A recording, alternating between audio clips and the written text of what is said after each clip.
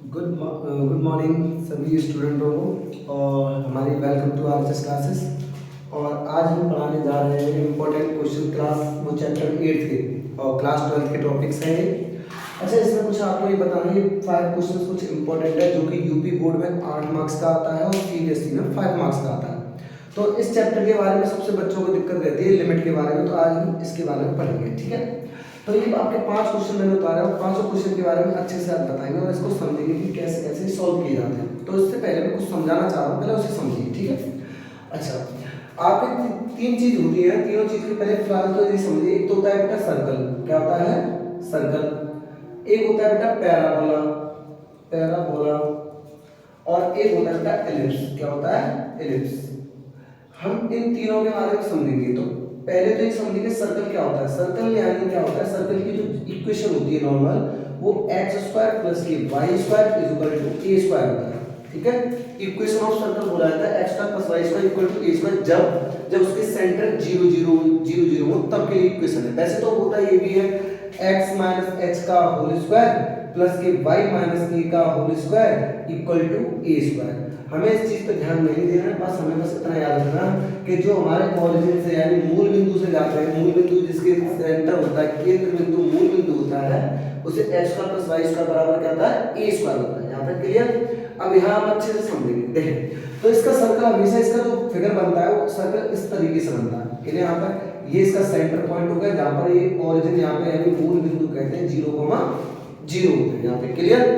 यहाँ पे पैराबोला की बात हो तो पैराबोला की 4 इक्वेशन होती है, 4 इक्वेशन को हम अच्छे से पढ़ेंगे। देखो, एक होता है y² = 4ax, ठीक है, और एक होता है y² = -4ax, और एक होता है x² = 4ay, और एक होता है x² = -4ay। क्लियर। सबसे बड़ी दिक्कत होती है बच्चों को ग्राफ बनाने की। तो समझो ग्राफ कैसे बनाया जाता है, ये जरा समझा रहा हूँ, इसे बाद में देखेंगे, फिलहाल यहाँ देखेंगे। इसके लिए ग्राफ इस तरीके से मैं ड्रॉ कर दे रहा हूँ। तो ग्राफ इस तरीके से ड्रॉ करते हैं, तो समझिए। देखें, हमें स्क्वायर वाले को नेगलेक्ट करना है, स्क्वायर वाले को नहीं देखना, बस इतना देखना ये x एक्सिस है। x अगर पॉजिटिव है तो पॉजिटिव की तरफ इस तरीके से पैराबोला की आपका ग्राफ बनता है। क्लियर। अगर x एक्सिस नेगेटिव है तो x नेगेटिव किधर है, इधर ही तो है, इधर ही तो था नेगेटिव, तो आप नेगेटिव साइड में। ठीक है, क्योंकि बेटा यहाँ पॉजिटिव x होता है, यहाँ नेगेटिव x होता है। ये पॉजिटिव के y होता है, ये नेगेटिव के y होता है। इतना तो पता है, ये पॉजिटिव x है, ये नेगेटिव x होता है। अगर पॉजिटिव x है तो पॉजिटिव x साइड, अगर नेगेटिव x है तो नेगेटिव x साइड। अगर ये पॉजिटिव y है तो पॉजिटिव की y की तरफ कर देंगे, और अगर नेगेटिव y है तो नेगेटिव y की तरफ। क्लियर। ये हो गए पैराबोला की 4 इक्वेशन के फिगर। आप कैसे बनाओगे वो भी इक्वेशन को देख देख के। ये आपकी 4 कांस्टेंट वैल्यू, इस पर ज्यादा ध्यान नहीं देना। अगर x भी आ जाता तो हम x पे बनाएंगे। क्लियर होता। ये तो हुआ आपका पैराबोला के बारे में। मैं यहीं पे आपको इलिप्स के बारे में समझाता हूँ। इलिप्स की बेटा 2 इक्वेशन होती है। एक होती है x² + के a² + के y² / b² = 1। एक होता है x² / a² + के y² / b² = 1। कंडीशन क्या है, कंडीशन ये है जब a की वैल्यू b से बड़ी हो, यानी x की वैल्यू अगर बड़ी हो यानी a की वैल्यू बड़ी हो, तो इतना याद रखना हमें x पर बनाएंगे, x एक्सिस पर आपकी इलिप्स बनेगी इस तरीके की जो इलिप्स। ठीक है, इसके जो कोऑर्डिनेट होते हैं वो यहाँ पे बेटा a, 0 होते हैं, क्योंकि यहाँ पर a है तो a, 0। अगर यहाँ 4 होता तो 4 किसका स्क्वायर होता है 2 का, तो 2, 0।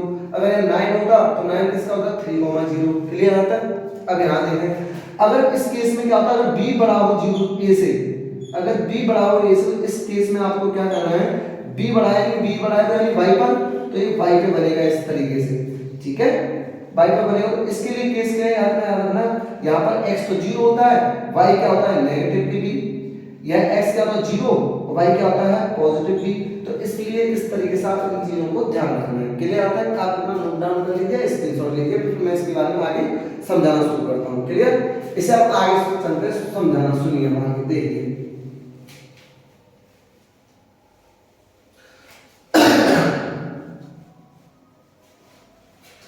तो आपका सबसे पहला क्वेश्चन उठाते हैं, सबसे question number first. Question number first कह रहा है कि find the area of circle, find the area of circle, area of circle. हमें एरिया ऑफ सर्कल फाइंड करना है, किसका, x² + के y² = ए स्क्वायर। क्लियर? इसका हमें ए का निकालना है, तो हमें क्या करना पड़ेगा, हमें तो पता है। इसके लिए हम फिगर कैसे बनाते थे, अभी बताया था मैंने कि आपको इस तरीके से सर्कल ड्रॉ करना है और जिसका ये क्या होता है सेंटर पॉइंट हो गया 0,0। क्लियर यहाँ तक? ठीक है बेटा। ये अगर ये होता है आपका रेडियस, यहाँ से सर्कल से लेके यहाँ तक की रेडियस होती है और ये ए स्क्वायर है, तो ए स्क्वायर किसका होता है, ए का होता है। तो a,0 आपके क्या हो गया, पॉइंट आ गए भाई। अगर यहाँ 9 होता तो 9 किसका स्क्वायर है, 3 का, तो 3,0। अगर a स्क्वायर है तो a का स्क्वायर किसका है, a,0। क्लियर? यहाँ पर समझ में आई ना बात क्या कहना चाह रहा हूँ। अब यहाँ पे हम क्या करेंगे, हमें सबसे सिंपल सा मेथड है कि हमें क्या करना है, एक पट्टी ड्रॉ करनी है। क्या करनी है, पट्टी ड्रॉ। और इस स्ट्रिप को ड्रॉ करेंगे इस तरीके से, आप कैसे भी कर सकते हो, कहीं भी यहाँ करना चाहे यहाँ कहीं भी कर सकते हो। स्ट्रिप ड्रॉ करनी है और इस स्ट्रिप की चौड़ाई को आपने देखा होगा, फिजिक्स में पढ़ा होगा कि स्ट्रिप की छोटी सी डिस्टेंस को हम क्या मानते थे, dx। ये x क्यों माना, क्योंकि x एक्सिस पे इसलिए dx माना। ये किसके पैरेलल है, ये तो y के पैरेलल है, y वाली लाइन है इसके पैरेलल, तो आप y कह देंगे यहाँ पे। क्लियर यहाँ तक? ठीक है। अब मुझे क्या करना है, इसका पूरा बाउंडेड कर्व का एरिया निकालना है। ये पूरा घिरा हुआ, ये चारों क्वाड्रेंट घिरे हुए, इसका एरिया निकालना है। ठीक है, तो यहाँ पे लिखेंगे area of bounded curve, area of bounded curve, bounded curve. मुझे कर्व का बाउंडेड एरिया निकालना, तो इतना तो मैं जानता हूँ कि लिमिट मेरी कहाँ से कहाँ तक होगी, 0 से लेके a तक लिमिट होगी मेरी, यहाँ से 0 से लेके a तक। ठीक है, किसके पैरेलल है, y के। किसके रेस्पेक्ट करना है, dx के। अब बात है कितने पार्ट है, 1 2 3 4 पार्ट है, 4 का मल्टीप्लाई। मुझे एरिया निकालना है, एरिया ऑफ बाउंडेड कर्व, 4 का 4, लिमिट 0 से लेके a तक। अब बात है y की वैल्यू, आप यहां से y की वैल्यू जनरेट कर लीजिए, निकाल लीजिए। पहले x स्क्वायर को इधर ले जाए तो किसमें हो गया, माइनस में, तो a स्क्वायर माइनस के x स्क्वायर। क्लियर यहां तक? फिर आपको क्या करना पड़ेगा, स्क्वायर हटा, इस पे क्या चढ़ गया, रूट चढ़ गया, अंडर रूट में a स्क्वायर माइनस के x स्क्वायर। इतना याद रखना है। अब y की वैल्यू पूछेंगे, y की वैल्यू कहां है, ये रख दो यहाँ पे y की वैल्यू, अंडर रूट में a स्क्वायर माइनस के x स्क्वायर dx। क्लियर यहां तक? अब हमें एरिया का एरिया, ठीक है, 4 का 4।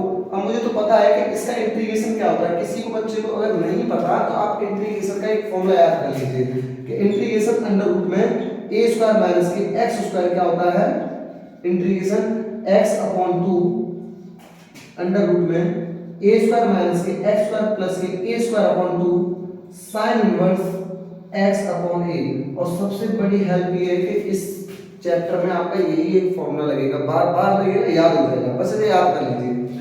तो मेरा इसका इंटीग्रेशन होता है, इसका इंटीग्रेशन क्या होता है, रख दीजिए x अपॉन 2 अंडर रूट में a स्क्वायर माइनस के x स्क्वायर प्लस के a स्क्वायर अपॉन 2 और sin इनवर्स x अपॉन a। और लिमिट कितने कितने तक है, 0 से लेके 4। ठीक है, देखो एरिया का एरिया। अब यहाँ पे हम क्या करेंगे, समझना अच्छे से। 4 का 4, अगर मैं 4 रखता हूँ, 4 रखता हूँ यहाँ पर, लिमिट सॉरी 4 नहीं है, a तक लिमिट है। अगर मैं a रखता हूँ यहाँ पर, तो a स्क्वायर में से a स्क्वायर गया तो 0, और 0 को मल्टीप्लाई किसी से करें तो क्या हो जाएगा, 0, प्लस का प्लस, a स्क्वायर अपॉन 2 का a square upon 2, sine inverse का साइन इनवर्स। x की वैल्यू भी जगह a रखना है, a का a नीचे a का a। क्लियर यहाँ तक? और जैसे हम नीचे लोअर लिमिट रखते हैं तो बीच में माइनस, फिर ब्रैकेट। अब 0 रखो, अगर x की जगह 0 रखता हूं तो 0 का किसी से भी मल्टीप्लाई करूं तो ये सारा क्या हो जाएगा, 0, प्लस का प्लस, a स्क्वायर अपॉन 2 का a square upon 2, sin inverse का sin इनवर्स, और हम x की जगह 0 रखें तो 0 अपॉन a। क्लियर यहां तक? अब देखें एरिया का एरिया 4 का 4। अब देखो 0 तो हटा दो, a स्क्वायर अपॉन 2 बचा और a से a कट गया तो sin inverse 1, sin inverse 1 minus भाई 0, यहाँ तो 0 में a का डिवाइड दे तो 0, और sin इनवर्स में 0 की वैल्यू 0 होती है तो पूरा मिला के 0 गया, इसे हटा दीजिए। अच्छा, अब देखो यहाँ पे देखें एरिया का एरिया, देखो 4 का 4। अब यहाँ पे a स्क्वायर अपॉन 2 का a स्क्वायर अपॉन 2, और sin इनवर्स में 1 किसकी वैल्यू बेटा π/2 की होती है।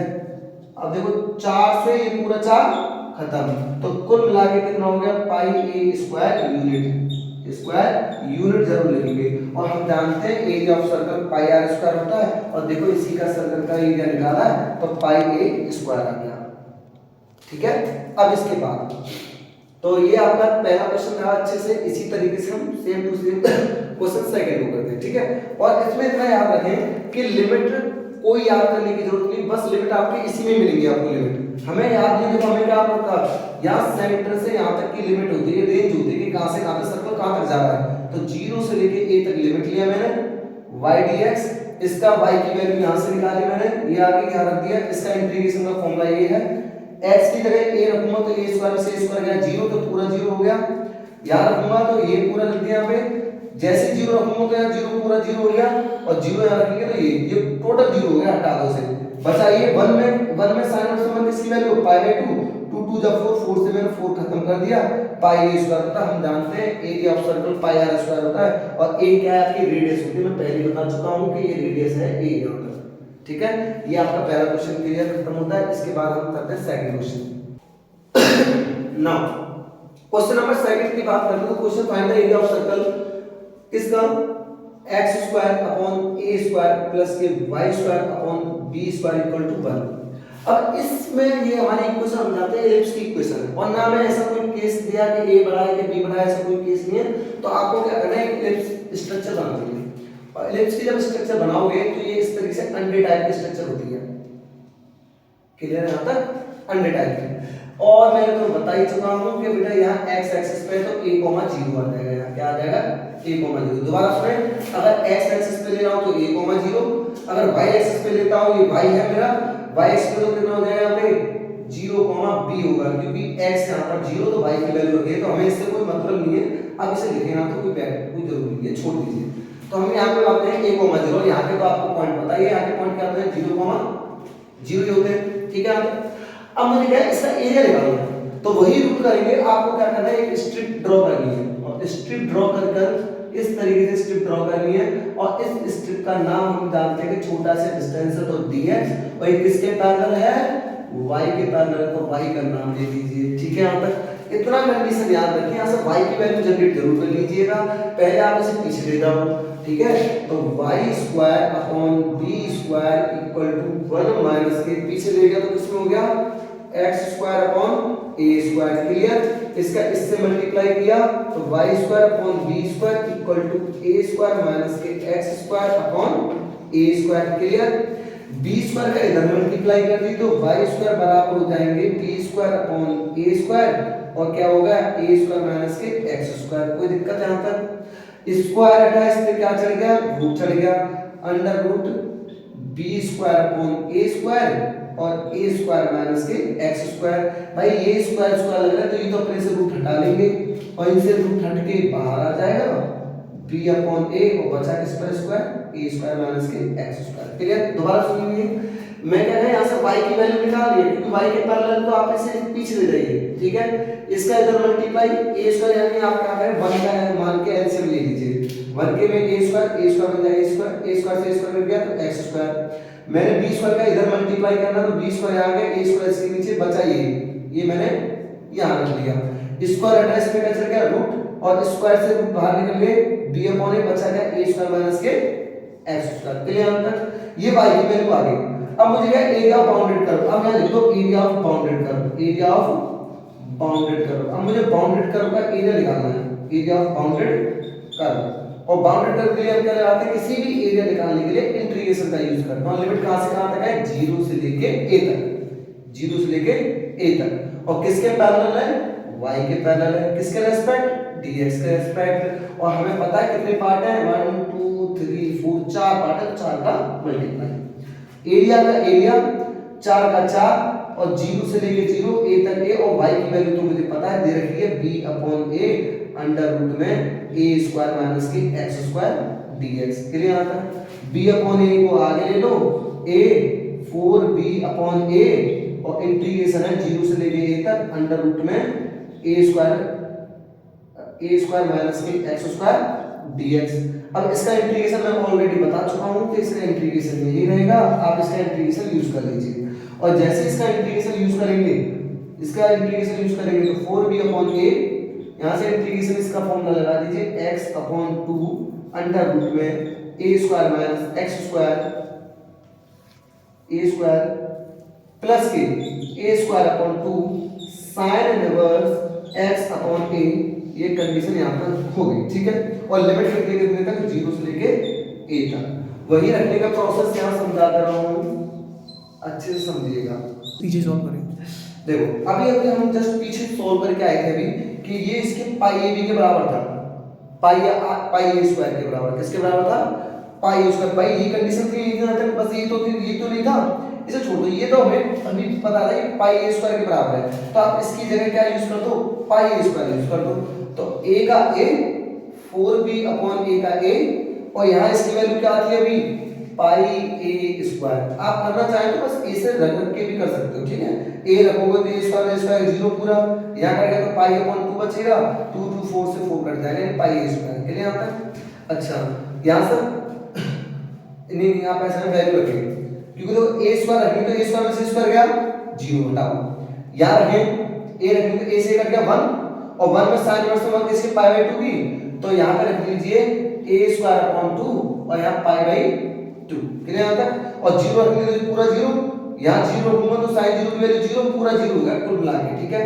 इस 4 से ये 4 खत्म, एक a से एक a ये खत्म, तो a बराबर क्या बचेगा, 4b, एक a यहाँ बचा और पाई का ये बचा, सॉरी 4 तो हट ही गया, 4 तो कट ही गया, तो a बराबर आ जाएगा pi a b square unit. Clear, ये आपका सेकंड आंसर यहाँ पर हो गया। और याद रखें कि एलिप्स का एरिया हमेशा पाई ए बी के बराबर होता है, और एरिया ऑफ सर्कल का किसका होता है, पाई ए स्क्वायर का, जो हम पहले प्रूफ कर चुके हैं। क्लियर यहाँ तक, ये आपका सेकंड क्वेश्चन यहाँ फिनिश हो गया। इसके बाद आपका सबसे मोस्ट इंपॉर्टेंट क्वेश्चन इस बार आने के पूरे चांस है, इसको कराते हैं क्योंकि सबसे ज्यादा क्वेश्चन पूछता है इस क्वेश्चन को, तो मैं इस क्वेश्चन को ही कराता हूँ, ठीक है।